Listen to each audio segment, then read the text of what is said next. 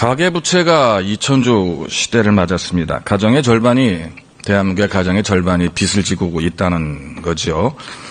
이 중에 심각한 것은 그 550만 명에 해당되는 소상공인 자영업자들, 이 코로나19 팬데믹 이후에 경기가 회복되지 못해서 그 내수와 인플레이션의 직격탄을 맞았습니다. 그래서 부채가 아마 1000조를 넘긴 걸로 지금 나와 있습니다.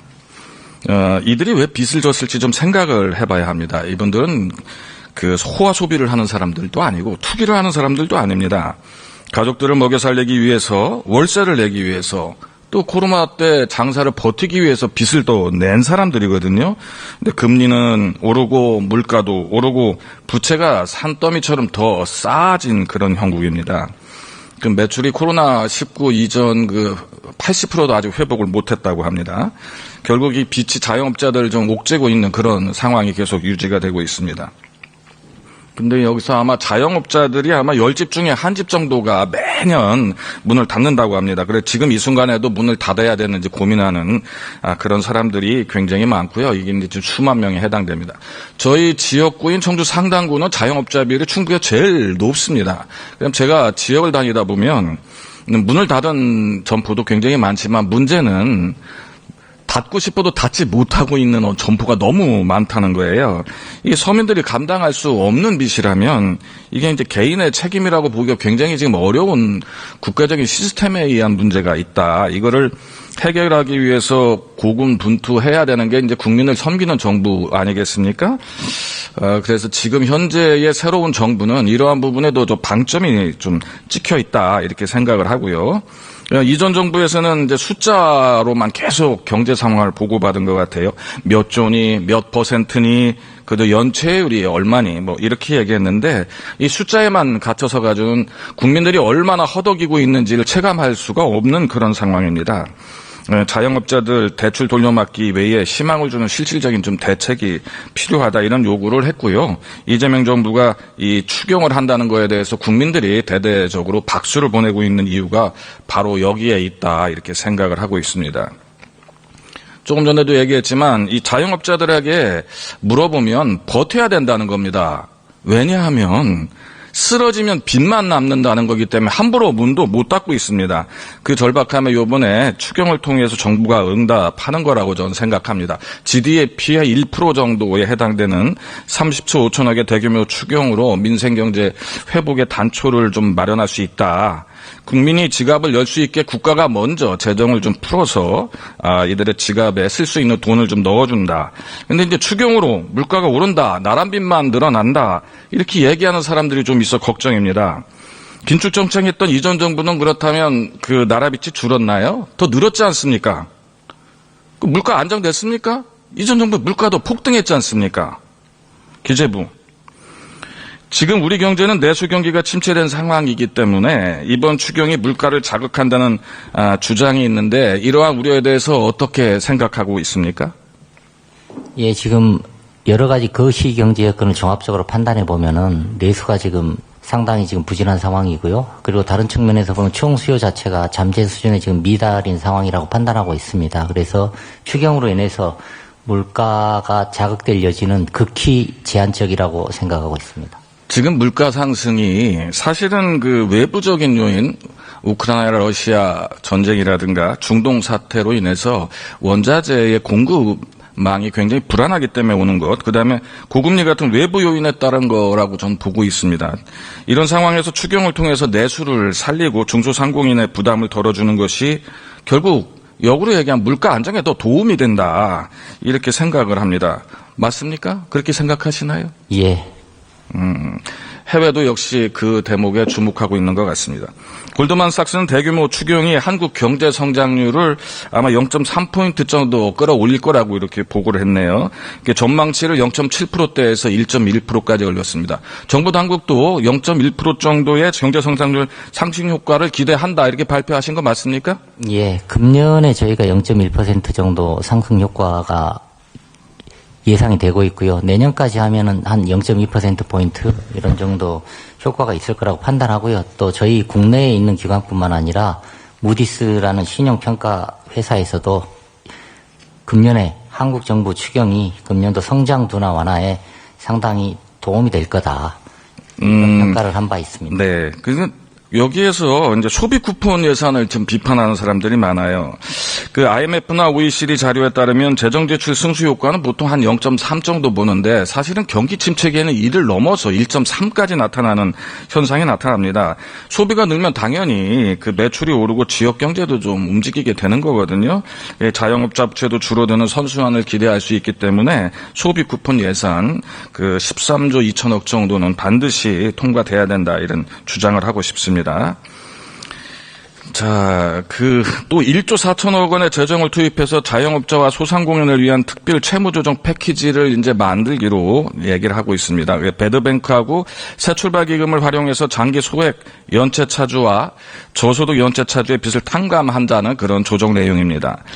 BIS가 영세 자영업자 부채 증가와 국내 가계 부채 중에서 한 20%까지에 해당되는 그 400조가 빠르게 부실화하고 있다는 부분에 대해서 굉장히 주목하고 있다는 얘기가 있었는데 듣고 계십니까? 예.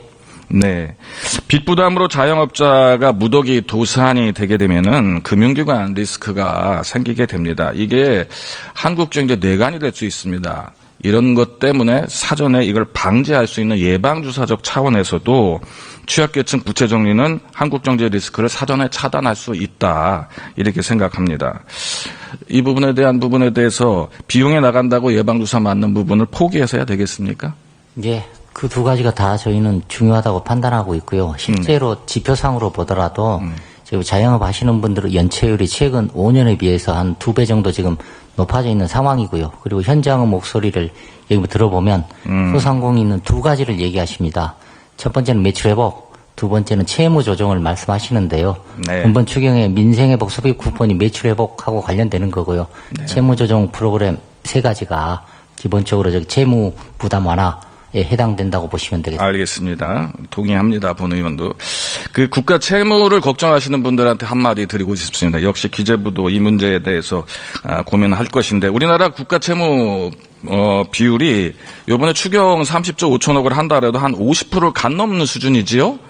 그리고 예, 추경 기준은 50% 약간 미달하는 수준입니다. 그렇습니까? 아이고 제가 보다도 조금 더 낮으니 다행입니다. 자, 근데 우리가 비근하게 비교하고 있는 나라 일본이 260%, 미국이 120%, EU의 대표적인 국가인 프랑스와 영국도 100% 내외입니다. 결코 국가 채무가 그렇게 우리가 부담하고 걱정할 수준이 아니다. 이런 말씀을 드리고 싶습니다. 자, 시간 관계상 다음은 그냥 법무부로 좀 넘어가 보겠습니다. 법무부 이재명 대통령 취임 후 코스피 지수가 3,000 돌파했습니다. 오늘 3,100 돌파하는 걸 보고 나왔습니다. 모처럼 국내 투자자들이 이제 활기를 굉장히 되찾고 있고 자본시장과 활성화되는 그러한 느낌을 받게 됩니다. 투자자들이 앞으로도 지수가 더 상승할 것이라는 기대가 지금 시장에 매우 큰 상황이고요. 국내 개미 투자자들의 이 같은 기대를 충족시키기 위해서는 소액주주 보호를 위한 지속적인 제도 개선이 굉장히 필요하다고 생각됩니다. 그리고 지금 가장 시급한 것은 상법 개정에서 얘기하고 있는 이사의 주주 충실 의무를 규정한 상법 개정 추진입니다. 우리나라 주식이 선진국에 비해서 저평가되고 있다라는 것을 모르는 국민들 없을 거고요. 전 세계적으로 다 통용되는 말입니다.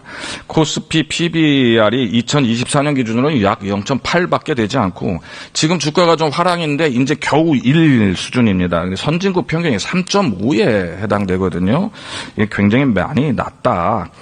주식시장 저평가의 주요 요인 중 가장 중요한 게 주식시장의 불공정한 행태, 특히 소액다수 주주의 이익을 외면하는 것입니다. 우리나라 기업들은 합병 분할 등 각종 지배구조 개편 시에 대주주의 이익만을 획책하고 소액 다수 주주의 이익을 외면한다는 지적을 계속 받아왔습니다. 이는 개인 투자자는 물론 외국인 투자자, 기관 투자자 등 다수의 투자자들에게 우리나라는 주주의 이익을 보호하지 않는 나라다. 이런 부정적인 인식을 확산시켜주고 그걸 고착화시켰다. 그래서 주식시장 활성화에 계속 걸림돌이 되고 왔습니다. 이사의 주주 충실 의무를 도입하는 상법 개정을 통한 소액주주 보호는 자본시장 신뢰를 위한 최소한의 조치입니다. 상법 개정이 지연된다면 투자자들은 정부의 자본시장 활성화 의지를 의심하게 될 겁니다. 한번 신뢰를 잃으면 회복하기 쉽지 않습니다. 지금 현 정부가 시작하는 시점이기 때문에 더 그렇습니다. 주가지수 5천이 아니라 그렇게 되면 지금 도달한 3천도 바로 무너질 겁니다. 이런 점을 좀 주의 있게 봐주셔야 되고요. 정부가 강력한 의지를 가지고 상법 개정안을 추진하고 자본시장 활성화를 위한 다양한 제도 개선에 앞장서 주실 것을 우리 법무부에 특히 당부드립니다. 그리고 상법 개정으로 이제 대신 그 우려되는 사항들이 있습니다. 이 자본시장 구조를 변경해서 틀이 변경되는 부분이죠. 그럼 틈새가 생깁니다. 틈새를 잘 마감하는 일들이 중요합니다. 상법 개정을 빠르게 하고 상법 개정을 통해서 문제가 되는 부분들을 세세하게 떼어나와야 되기 때문에 바로 또 자본시장법이나 하위법 이런 부분들을 정돈해서 마감을 해야 된다 이런 생각을 갖고 있고요. 다시 기재부로 가볼까요? 시간이 없는 관계로 기재부로 다로 넘어가겠습니다. 세계 10위 경제규모의 한국입니다. 근데 왜 외국인들이 아직 주식을 좀 사려 하지 않을까요? 네. 어떻습니까? 뭔가 불신이 있어서 그렇죠? 예, 여러 가지로 지금 제도가 글로벌 스탠다드에 다소 지금 미흡하지 않느냐, 투명성이나 개방성이 아직까지 좀 그렇습니다. 보완할 부분이 있지 않느냐 이런 게 네, 작용하는 MSCI 지수 이번 편입에 또 실패를 했지요. 예. 이전 정부에서 MSCI라는 부분에 편입을 위한 제대로 된 노력이 없었던 겁니다. 그리고 주식 시장의 활성화, 자본 시장의 활성화는 근본적인 밸류업도 중요하지만 유동성도 굉장히 중요한 겁니다. 그래서 외부에서 유동성을 충족해주지 않으면 주가를 경인하기가 굉장히 어렵습니다. 올해 MSCI 시장 접근성 평가에서 한국은 18개 항목 중 6개에서 과락, 개선이 필요하다. 이런 이유 때문에 저희가 편입에 실패했다고 나와 있습니다. 해외 투자자들은 여전히 한국에 투자하기가 굉장히 불편한 나라다라고 평가하고 있어요. 이런 부분들을 우리 정부 당국에서는 좀 면밀히 좀 따져서 대응을 해야 되고, 저는 이런 생각을 합니다. MSCI 지수 편입을 위한 TF가 구성되어 있습니까, 정부에? 예, 여기는 관계부처 간에 곧 지금 구성할 예정으로 있습니다. 아직 안 돼 있죠. 예, 반드시 좀 돼야 된다라는 것과 그다음에 국회하고도 좀 같이 논의하는 부분이 좀 필요할 수 있다라는 생각이 들어갑니다. 그래서 TF에 우리 의원들도 좀 참여할 수 있는 걸 좀 열어주셨으면 좋겠다. 어떻게 생각하세요? 예, 저기 국회 목소리도 이렇게 전향적으로 TF 활동에 반영되는 게 맞다고 생각하고요. TF에 직접 참여하시는 게 좋은지 아니면 다른 더 좋은 방법이 있는지 고민해 보도록 하겠습니다. 네, 알겠습니다. 지금 시간이 별로 없는 관계로 금융위에 묻겠습니다. 5월에 서울 아파트 값이 3.63%, 수도권 전체가 1.68%, 전국 평균 0.31% 상승했습니다. 특히 5월 가계대출은 전월 대비 6조가 증가해서 24년 9월 이후 최대 증가했습니다. 부동산 시장 이미 투기와 과열 시장입니다. 이런 시점에 이재명 정부가 신속하고 강력한 부동산 금융 대책을 며칠 전에 발표했죠. 투기는 막고 기회는 지킨다. 이러한 기조인 것 같습니다. 전국 모든 주담대 대출의 최대 한도는 6억 원으로 통일하는 것이 이게 핵심이라고 보는데 사실은 굉장히 잘한 정책이고 너무 효과적이다 이렇게 생각을 합니다. 6억 원은 집값이 아니라 술수요 기준의 공정한도다. 고소득자라고 해서 서울 사는 사람이라고 더 빌려질 이유는 없죠. 국민들이 인데서 상대적인 박탈감을 굉장히 크게 느끼고 있었던 건데 지금이라도 굉장히 유효한 그러한 정책이었다 이렇게 생각을 합니다. 2주택 이상 신규 대출 금지는 부자들의 투기 대출을 원천 봉쇄한 것이다. 1주택자 6개월 내 기존 주택 처분 의무는 빚 무한 증식을 방지하는 것이다. 6개월 전입 의무 강화는 갭투기 차단 방안이다. 이러한 평가들이 나오고 있습니다. 대신 실수요자 전용 대출은 그 LTV를 어느 정도 유지를 해주고 전월세 대출 보증은 신혼 청년에 우선 제공해서 단순히 통제로 끝나지 않고 실수요자에게는 아직은 좀 그래도 열린 출입문을 만들었다. 이렇게 평가하고 있습니다. 이에 비해서 일부 시장과 언론에서 거래가 끊긴다. 실수요자 막힌다. 이런 비난이 있는데요. 10억 넘는 집을 사기 위해서 대출 8억. 이게 과연 실수요입니까?